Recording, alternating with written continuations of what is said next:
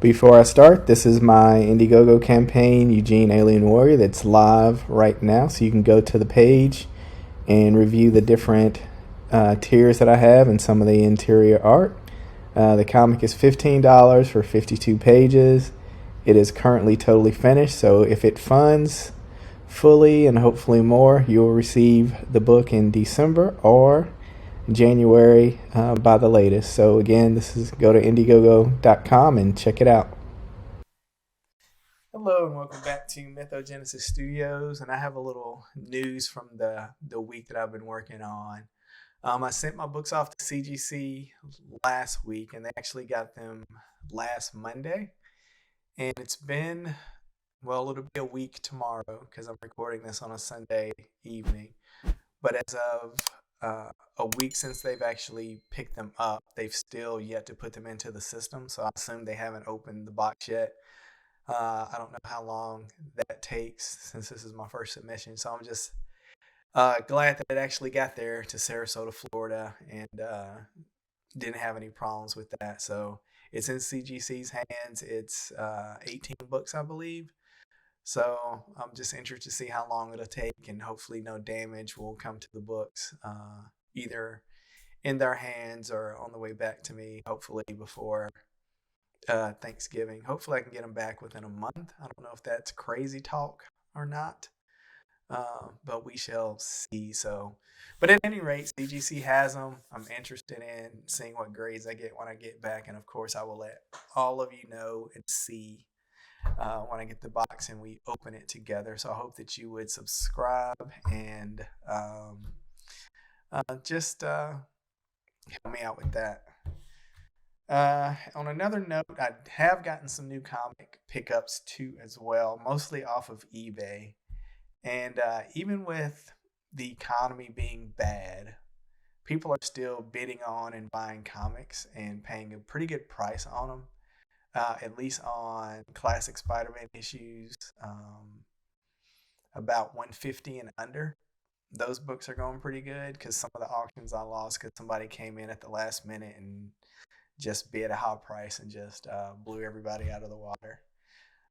So I'm thinking since I have maybe 30 of the Spider-Man issues starting at 30, that I might try to collect all of them from 29 to about 150 if I can.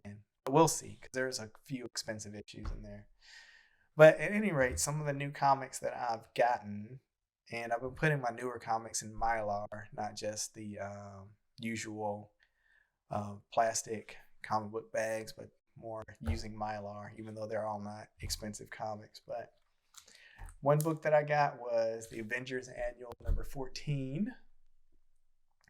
And I got this because it was John Byrne art. And the story's kind of, I guess, a little ridiculous, where the Avengers find a planet of Skrulls or an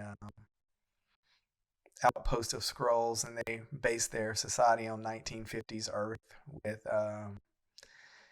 the crooner singers and the gangsters and things of that nature. So it's a little different, interesting, but the design of the ships is interesting. They use biplanes and zeppelins for their spaceships and fighters. So it's just got some different quirky things going on in there. So again, I guess that's fine for a comic book because it's escapism and whatever can happen. But it's got Yellow Jacket. Well, it's got the Wasp as the leader of the Avengers, and even Captain America was like, "It's your decision what we're gonna do because you're the leader of the Avengers." And I was just like, "Wow!" And think of that. Um, the Wasp is the leader of the Avengers in 1985.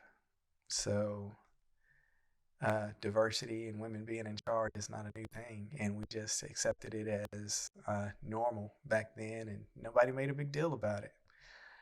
So yeah, even if you just look at this just for the art, not so much the story, it's good pickup. And I picked up this New Mutants 46 because I was reading some of the Mutant Massacre that I had gotten in back issues, and the last issue of X-Men that I read of the Mutant Massacre or reread, it mentioned some of the things that went on in this New Mutants book. So I went ahead and got this, and it's a Barry Windsor Smith cover. So I mean, you can't go wrong with that either.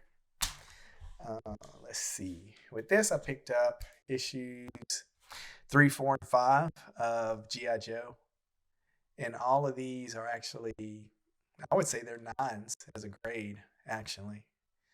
They all look really good.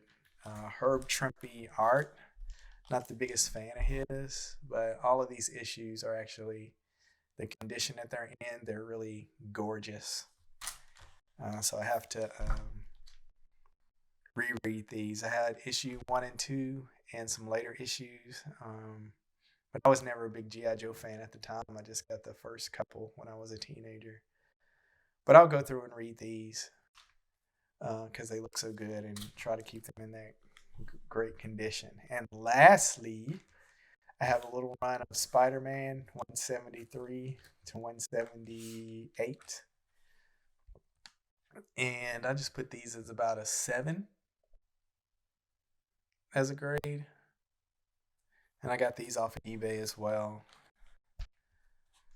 I think I paid for all of those about $45 just for the Spider-Man. And they all look pretty good too as far as their condition. And let's see, 176. And lastly, I've got 178. So I'm interested in reading all of these. I've got a huge stash of back issue Spider-Man that I need to read, probably about 15 to 20 issues. So don't know when I'm going to get to that, but it's football season. It's getting colder outside, so maybe just one day I'll just take a stack and put a game on in the background and just roll through all of them and see how that goes. But anyway, that's pretty much what's been going on recently with that. Just continuing to work on my space shuttle model for something to do different and getting back into some drawing. But yeah, that's it. That's my CGC news and my new comic stash news, and that's about it. And I will talk to you later. Bye.